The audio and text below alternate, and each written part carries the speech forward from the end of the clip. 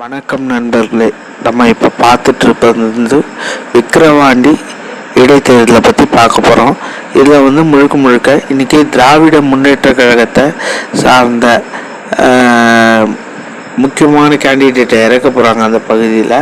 அதற்கு இன்றைக்கி முழுக்க முழுக்க அமைச்சர்கள் 9 அமைச்சர்கள் இன்றைக்கி இறங்கி வேலை செய்யறதுக்கு இன்றைக்கி தயாராக இருக்காங்க. அது முதலமைச்சரோட உத்தரவுன்ற பேரில் அவர்களுடைய இந்த இடைத்தேர்தலில் கண்டிப்பாக ஆளுங்கட்சி ஜெயித்தே தீர வேண்டும்ன்றது முக்கியமான உத்தரவாக இருக்கிறது.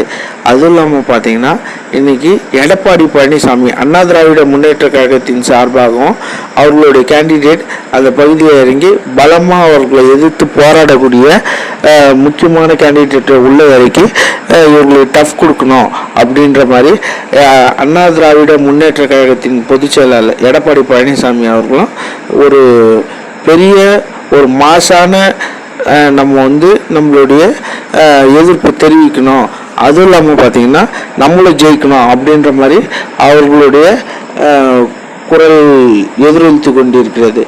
அதுவும் இல்லாமல் பார்த்திங்கன்னா இன்றைக்கி பாஜக சார்பாக பாட்டாளி மக்கள் கட்சி கூட்டணி கட்சியான பாட்டாளி மக்கள் கட்சி கண்டிப்பாக இந்த தொகுதியில் சீட்டை கொடுத்து பாட்டாளி மக்கள் கட்சியை முழுக்க முழுக்க நம்ம இந்த தொகுதியில் வரைக்கும் நம்ம கலைஞரங்கி நம்ம போராடி இவர்களோட ஃபைட் பண்ணி திமுகவை ஜெயிக்க விடக்கூடாது, அண்ணா திமுகவை ஜெயிக்க விடக்கூடாது, பாட்டாளி மக்கள் கட்சியை கண்டிப்பாக இந்த இடத்துல ஜெயிக்க வைக்க வேண்டும் அப்படின்ற மாதிரி அண்ணாமலையோட முழுக்க முழுக்க ஒரு கூக்குரலாக தான் இது எதிரொலித்துக்கிட்டு.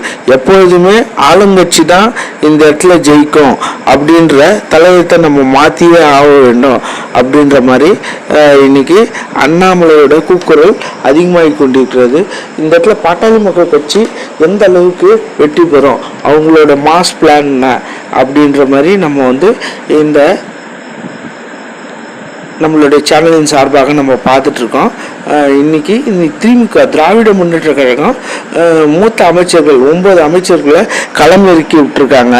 இது ஒரு பெரிய மாசான தேர்தல் போல இருந்தாலும் முன்பு ஈரோடு சட்டமன்ற தொகுதி தேர்தலுக்கு இணையாக இந்த தேர்தலை நம்ம களம் காண வேண்டும் அப்படின்ற மாதிரி முதலமைச்சரோட ஒரு எச்சரிக்கையான உத்தரவு, அதுவும் இல்லாமல் ஒரு கடும் எச்சரிக்கையான உத்தரவாக இதை அமைச்சர்கள் ரொம்ப ரொம்ப ஒரு கடுமையான களம் போல இதை முழுக்க முழுக்க அவங்க பார்த்துட்டு இருக்காங்க. இது இன்னைக்கு தமிழ்நாட்டை எப்படி சொன்னால் ஈரோடு சட்டமன்ற தொகுதி எந்த அளவுக்கு பரபரப்பு உருவாக்கிச்சோ அந்த அளவுக்கு இன்னைக்கு முழுக்க முழுக்க இந்த விக்கிரவாண்டி இந்த தொகுதி விக்கிரவாண்டி தொகுதி கண்டிப்பாக முழுக்க முழுக்க இந்த பரபரப்பு உருவாக்கும். இதில் பாட்டாளி மக்கள் கட்சி பங்கு இவர்களுக்கு பெரிய டஃப் கொடுக்கக்கூடிய இடத்துல இருக்கும் அப்படின்ற மாதிரி ஒரு பெரிய மாசு உருவாகிட்டு இருக்கு. அதிமுக அனைத்து இந்திய திராவிட முன்னேற்ற கழகமும் ஒரு பெரிய டஃப் கொடுக்கக்கூடிய ஒரு முக்கியமான ஒரு தேர்தலாக தான் இதை பார்க்க போகிறாங்க.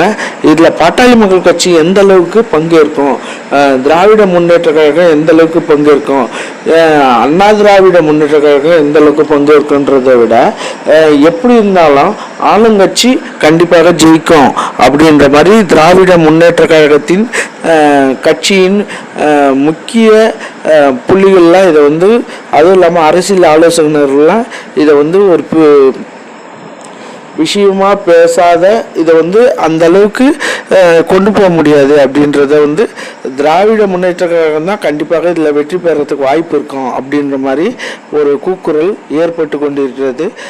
ஆனால் கண்டிப்பாக நாங்கள் இந்த விக்கிரவாண்டி இடைத்தேர்தலில் கண்டிப்பாக மாஸ்க் காட்டி டஃப் கொடுப்போன்றது அண்ணாமலையுடைய கூக்குரலாக இருக்கிறது. Okay friends.